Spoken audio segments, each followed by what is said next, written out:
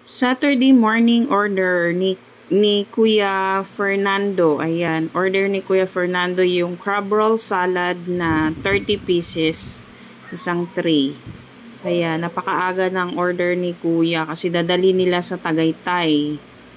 Meron silang outing with Sumbakers siguro. Mga kasumba ko po ito, guys.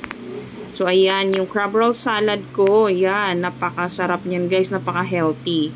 Masarap yung kainin, guys, pagka bagong gawa. Ayan.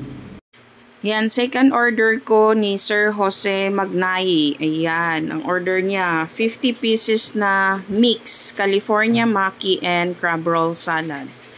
Ayan, guys, kita niyo yung platter ko, guys. 50 pieces lang yan, guys, pero sobra yung laman, 57 siya. Tapos may palibre ako sa kanya na kani salad kasi para matikman ng misis niya yung product ko.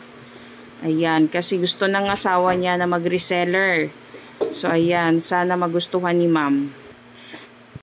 Third order ko ay order ni Coach Nante. Ayan, 15 tubs yung order niya sa akin na California Maki 9 tubs and then may mix din siyang 1 tub and then kani salad 5 tubs.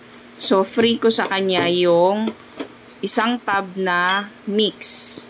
So ayan, guys, kita niyo yung kani salad natin, guys. O napakasarap.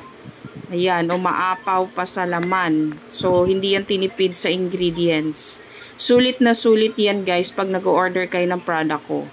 Kita niyo yung California Maki, guys. O punong-puno yan ng sulit na sulit ang laman. Especially yung mix natin kasi 10 ang laman pero same price lang. Kaya sulit na sulit.